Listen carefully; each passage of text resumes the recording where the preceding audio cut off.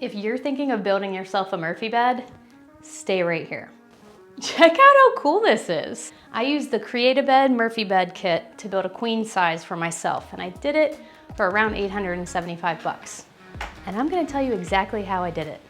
Create-A-Bed kits come with a really incredible set of instructions. I'm a nerd, I read instructions. These are the best ones I've ever had.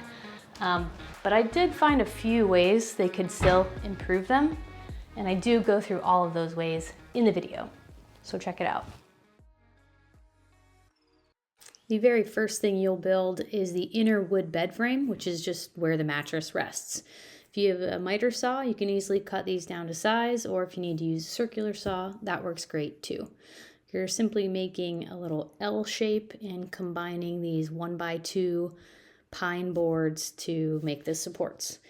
And what you're seeing here is a little bit of layout work to just make the process go a little faster. I'm pre-drilling all the holes ahead of time so that I can quickly fasten these together. Running a bead of glue along the inside is what's really gonna keep these strong and last for a very long time.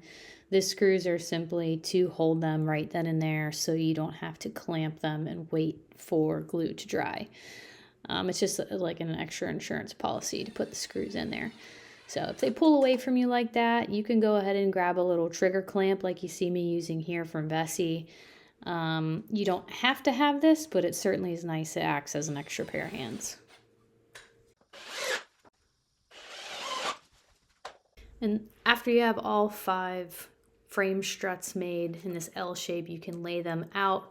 For the queen size vertical, it's 20 inches apart, as you can see here in the diagram provided by Create-A-Bed. I pre-drilled all of these holes. Again, you're just working with pine and it may split, so you don't want that to happen. Pre-drilling is a really great way to prevent that. After you have all these fastened together, it is time to start working with your sheet goods.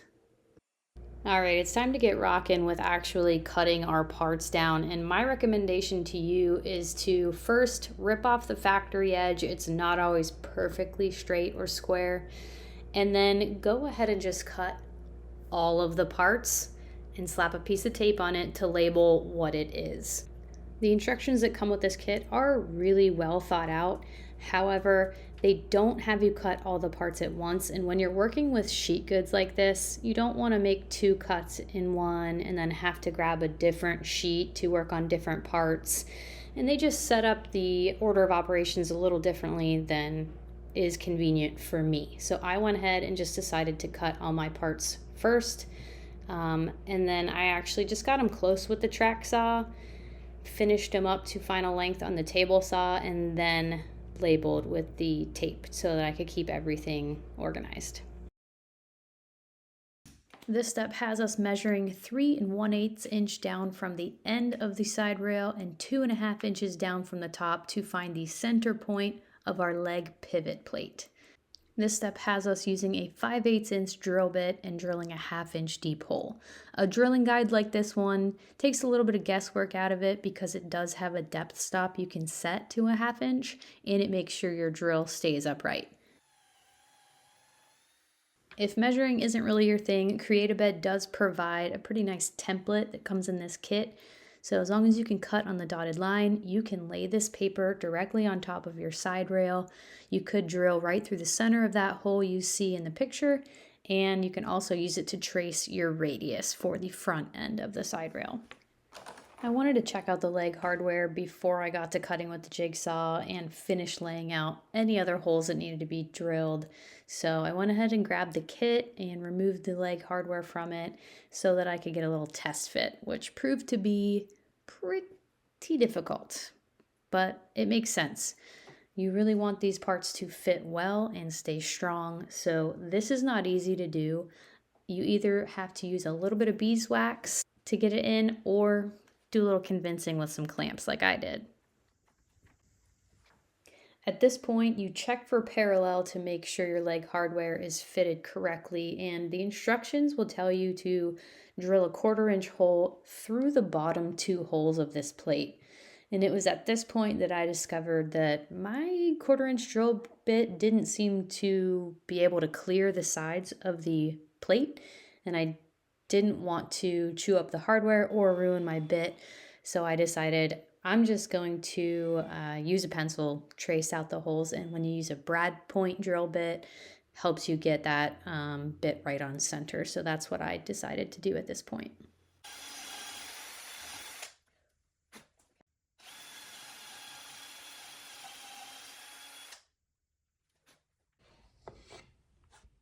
This is the layout required for the 1-inch pivot hole that you will see me drill here in a second, but I just wanted to add another reminder. As you continue to do all your layout, be meticulous about using tape and a Sharpie marker to not only label your parts, but label whether they're inside or outside. Trust me. This step involves the adjustable lower ball stud plate, which is a lot of words that basically means adjusting this impacts the tension or how hard or easy it is to raise and lower the mattress. This larger Forstner bit is being used to drill the hole for the female pivot plate.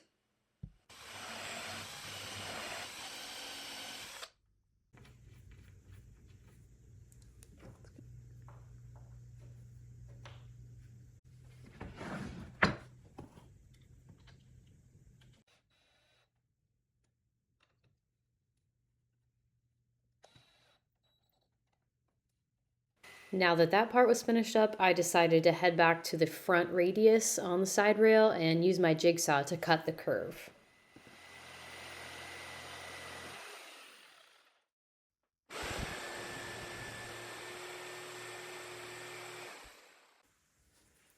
Okay, time to install the pivot plates. That just goes in that hole. So, female pivot plate gets mounted on the side rail.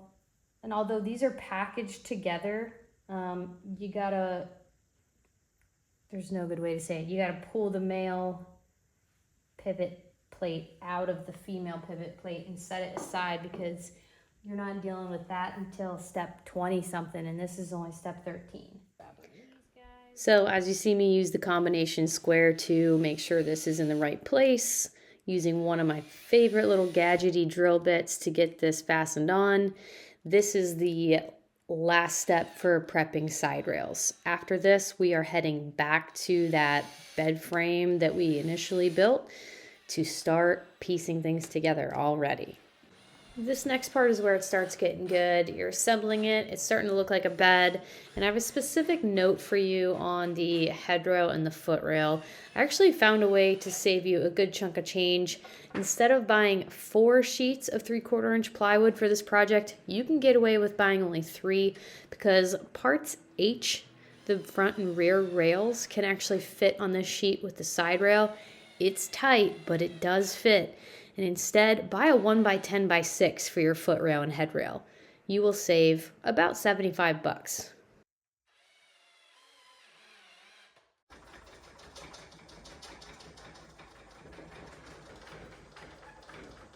Hey, we're there. Fastening the side rails to the inner bed frame maybe doesn't have to be as precise as I did it. I used clamps underneath the frame to make sure everything was flush on that side before fastening because eventually the plywood front is going to go on that side, and if they're not flush, your plywood's not going to sit very flat. So our side rails are attached and it's time to continue pre-drilling some holes to fasten this all together. If you'll notice, I didn't take the time to apply my edge banding prior to this step. I highly recommend when you see the part in your instructions where it says, now's a great time to use edge banding, don't ignore that like I did because you just would rather be building than edge banding because edge banding is, who likes edge banding? Nobody. But definitely do it then because if you don't, you'll be stuck doing it while it's assembled, which isn't terrible, but it is a little bit more difficult. So just do it when the instructions tell you to do it. It's a lot more convenient that way. If you opt to use the adhesive-backed edge banding, heat it up with an iron and use a scrap piece of wood like you see me doing here. As it cools, it will stick really well. This project was so much easier having this type of dual head bit where you can pre-drill and countersink really quickly and then flip around and be driving the fastener in. And especially because these are all magnetic bits, it just made this process a lot easier. Ooh, we're about to get a lot heavier. And no, I don't mean because of my poor dietary choices. Although those could use some addressing. No, I mean because it's time to select the face panel. You want your appearance face laid down on the ground so that you can secure it to that inner bed frame. And this time, I think I'm actually gonna do the edge banding when I'm supposed to. Growth. Edge banding was made a lot easier using some clamps to help the panel stand up on edge.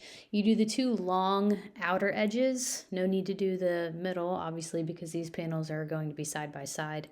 And then you do the top edges, which is really the foot of the bed, as well.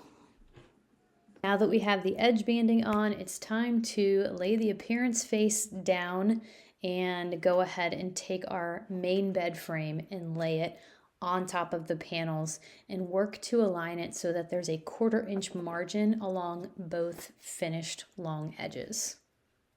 The main goal for this step is so that you can trace the inside and outside of all of those struts and the bed frame so that you know where it's safe to put glue for when it's time to fasten these two things together.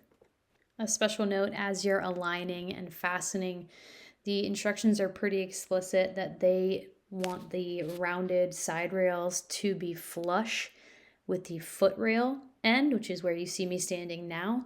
And on the opposite end, the face panel can actually extend about a 1/4 inch or so you have a little wiggle room. But if you're gonna make it perfectly flush anywhere, you want it to be at that rounded side rail end, which is the foot of the bed.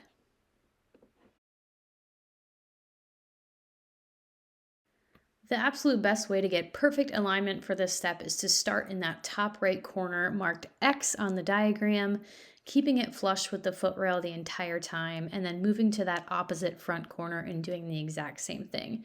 If you need to pull it at all, you can use a trigger clamp to secure that middle section before you move down to the lower corners marked Z on the diagram. If you need to rack it into place at that point, you can, and you'll see I do opt to use a little rubber mallet to give it a little love tap. That way it maintains that 1/4 inch margin around those long edges before I begin to make a ton of pre-drilled holes all throughout each strut to get this thing completely fastened down to the face panel.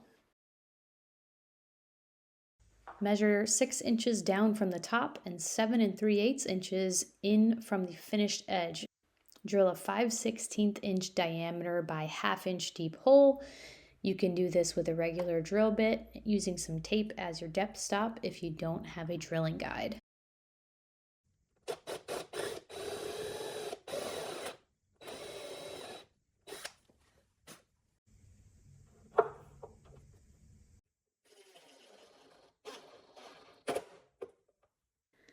This is the exact step that had me most intimidated to do this Murphy bed build, which is silly.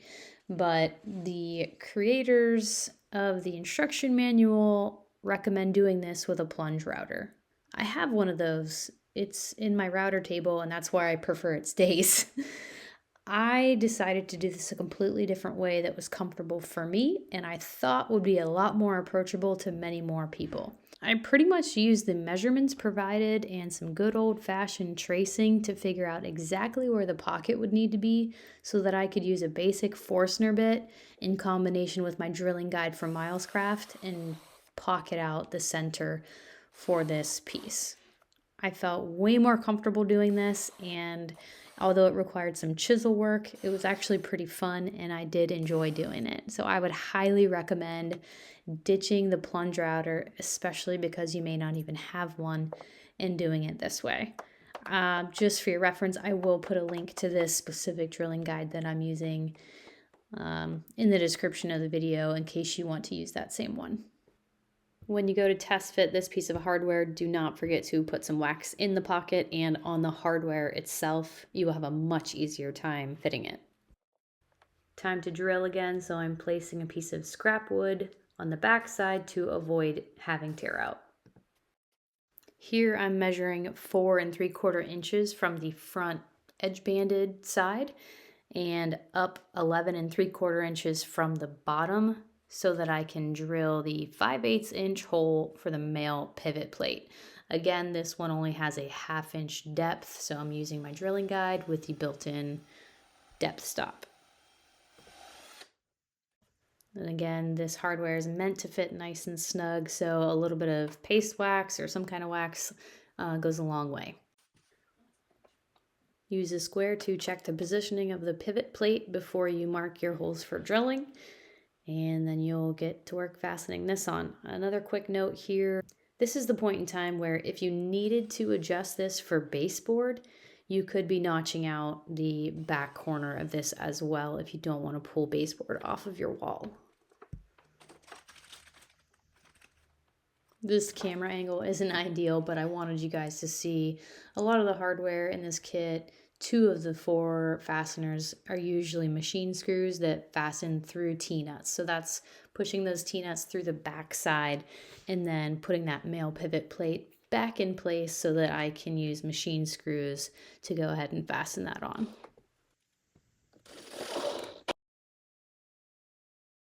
All right, we are getting there. Let's assemble this header board and let's make sure we do it with the finished edge facing up or down, depending on how you want to look at it. This is the side you'll see when you're laying in the bed. It needs a 1/2 inch lip, and so right now I'm actually putting some lines on there using my combination square so that I know exactly where I can put the glue. And here's a little fun fact about me. I generally like to do things the hard way instead of asking for help. Of course, no one else is here at the moment. I've got to do it myself. So here's how I did it. I chose to use my brad nailer to just pop a few brads, specifically one on the end so that it could act as a pivot point. And that way I could check and make sure that 1/2 inch lip was perfect the whole way down. Then I would go back and add some fasteners. The reason this side gets actual fasteners attached to it and not just brad nails like you'll see in the next step is because this is the rear portion of the header board, which means this is the part that's actually going to be fastened to the studs and hold your bed in place. This right here is the front side of your header board, which means this is the appearance face. So no screws are going in this side. We're doing the glue, and then we're gonna hit it with 2-inch brad nails and just simply put some clamps on for 30 minutes or so to let that glue really take hold, and that's gonna be the strength that this side needs. I gotta make sure I'm not shooting these through it.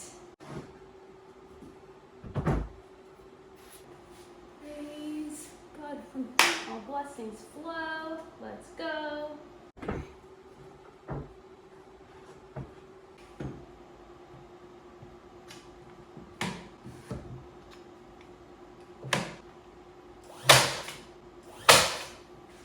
So realizing something now that could have made this part easier for me, so I'm going to make sure to include this for you to make it easier for you.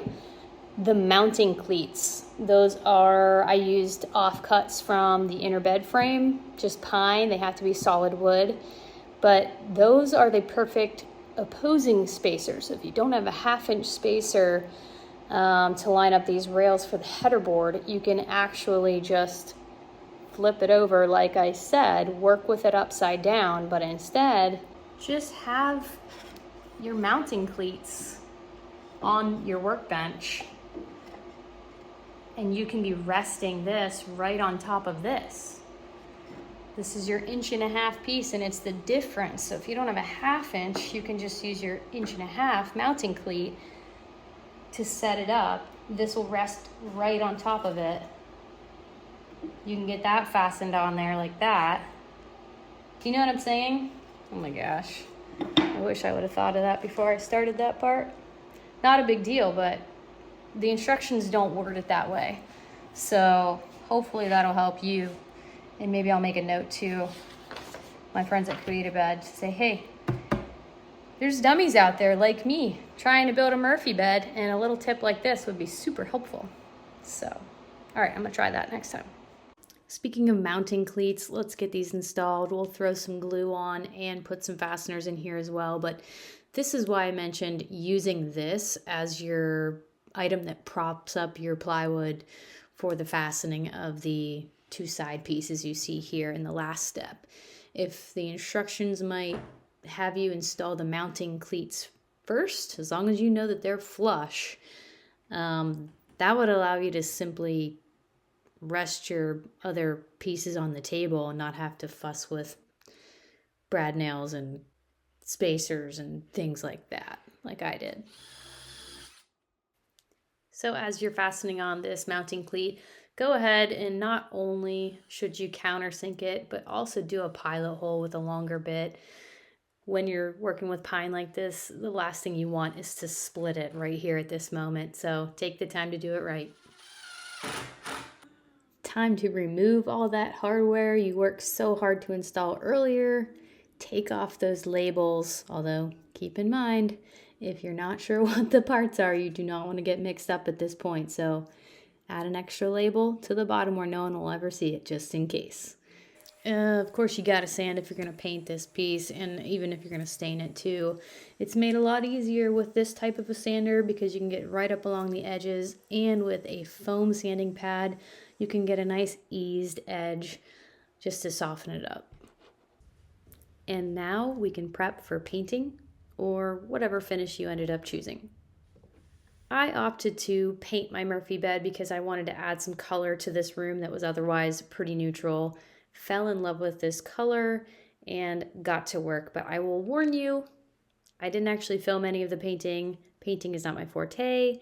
I didn't even prime it, which is just egregious. That is just terrible. You can't not prime. Don't do what I do. Anyway, okay, what was I saying?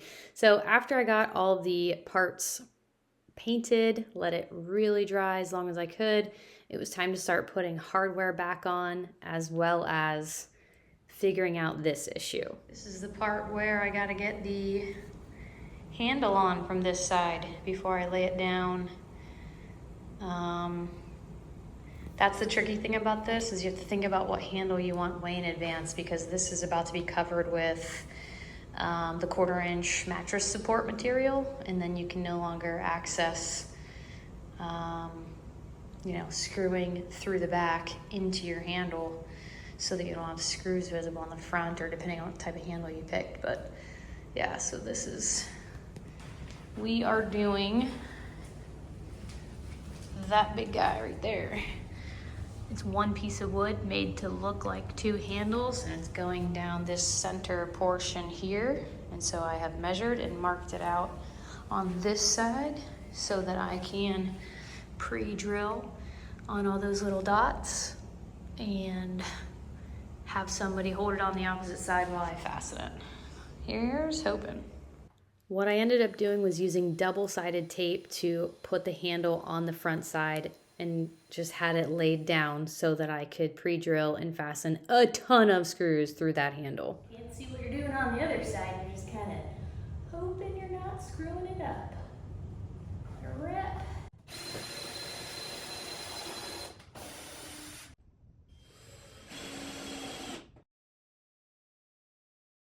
You end up getting really well acquainted with this hardware because you put it on when the bed is unfinished to prep it, then you take it off so that you can paint it, and then you put it back on again so you can actually use it. So I'm not going to show you all the details of fastening screws. I have faith in you. You can do it. So admittedly, I totally skipped this step a while back. I pre-drilled the holes and got set up for the leg hardware, but because I knew that had to come off before, edge banding and finishing and all that jazz, I didn't even take the time to cut that little piece of hardwood because it just didn't seem necessary at the time. Well, it's necessary now because it's time to put the bed together so that we can get it installed. So this is super simple. You just need a 3/4" by 3/4" piece of hardwood, and Then you just have to find center on the ends and drill a 1/4 inch diameter hole about 1.5 inches deep to secure that to this hardware.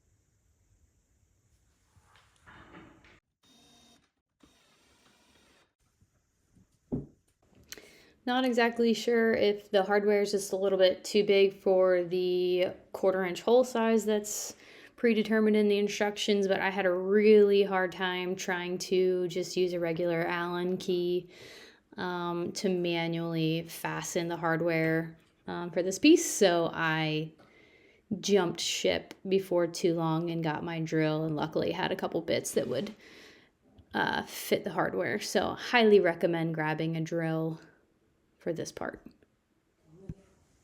Everything's gonna be fine.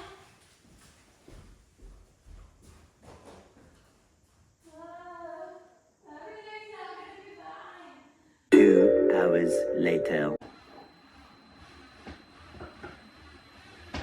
Oh yeah. Oh my. Oh yeah.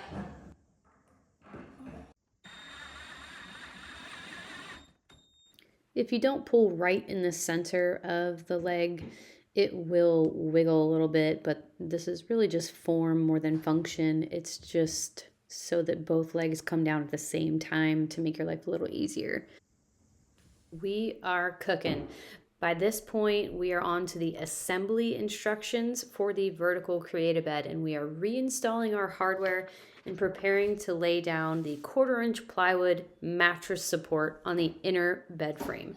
And just FYI, guys, if you ever have questions throughout this entire process, Create-A-Bed actually has a toll-free number you can call with people who actually pick up the phones and answer your questions. It's a great team of people based in Louisville, Kentucky, and they actually have a display room there. You can see some Murphy beds and try them out if you want to do that before you build your own. And with that, I want to give a massive thank you to Create-A-Bed for sponsoring this video today. Time to put the cabinet verticals on, but one thing I wish I had done before this step is tweak the adjustable ball stud plates before, because it's tricky to do when it's right up against the cabinet vertical, and the instructions suggest using a 7/16 socket. That didn't work well for me.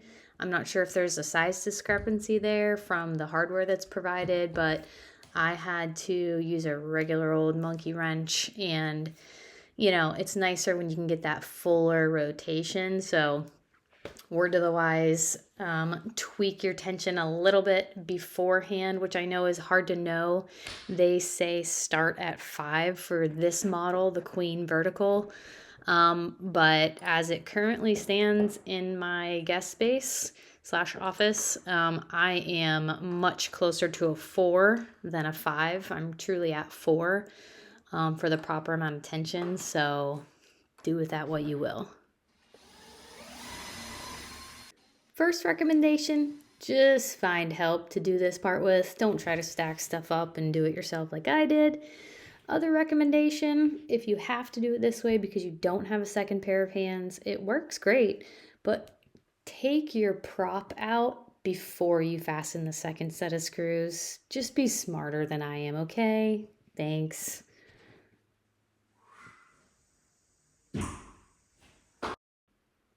So we opted to paint the wall the same exact color as the bed.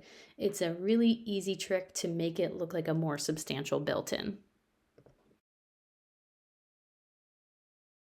Before you know it, it's time to stand up the bed and start installing it.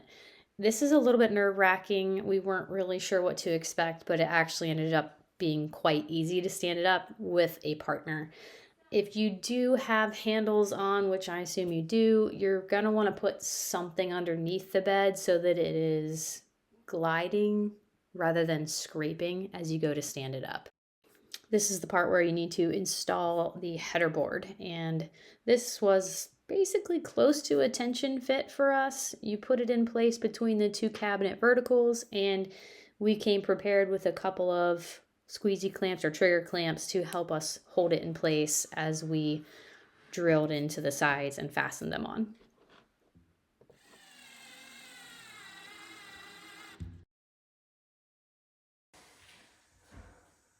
Ready? 1, 2, 3. Okay, Lord, help us. Oh my goodness, look. Yeah. This is the part where you have someone hold the bed from the front, recess it in a few inches, and you work from behind to install the gas springs. These things are tricky to push on just with your hands, and so I gave up after a few minutes and got a rubber mallet, and that did the trick. Just gotta whack it with a hammer. Yep. Make your life easier. Hit it with a hammer.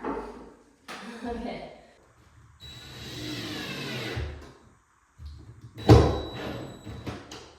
Okay. Bed stops turning. Okay. So you've got your gas springs attached, you have installed your bed stops. Time to just slowly walk it back where you want to install it against the wall, and you're in the home stretch. Time to celebrate a little bit because this thing looks gorgeous. I'm very happy to be right here. Very happy. I lost my helper, so camera angles were a little lacking, but this part is just where you are finding your studs and attaching the bed to the studs for a rock solid connection. So this thing is safe and you can open and close it without any worry of it falling over. In my opinion, this is the best way to order a new mattress, and especially from a company like this. Bed in a Box makes it super easy to receive delivery, and this is the point where it's time to put the mattress on the bed, and just keep in mind that there's a lot of tension on it currently, so you're going to need the mattress to weigh it down. If you don't have the mattress yet and you want to go ahead and adjust your tension, you can use weights or something. Just make sure you place them at the very foot of the bed and be careful. It does have a lot of tension at this point until you adjust those springs. A Bed in a Box mattress comes with a special cutting tool that makes it really simple to carefully slice through this plastic that the mattress comes wrapped in, and it begins to immediately let air in, and you'll hear like a gentle hissing sound. And then it just needs to be flattened out, and it will slowly begin to inflate, especially after you open up this next layer of plastic. Just you wait. Now, it didn't take very long for me to realize that after getting the bed out of the plastic, I was going to need to adjust the tension on these springs because it still had too much lifting power. So in order to combat this, you just take your 7/16 wrench and you make a couple turns of the hex head to the right. And small adjustments make big changes. So just make sure when you're adjusting, you're doing it equally on both sides, and just keep checking it every once in a while. There you have it. Hey, be sure to check out the description for more resources that can help you either with supplies or more tips and tricks for this project. I really appreciate you watching. If you found the video useful, leave a comment, give it a like, or share it with a friend. Most importantly, good luck with your project and have fun.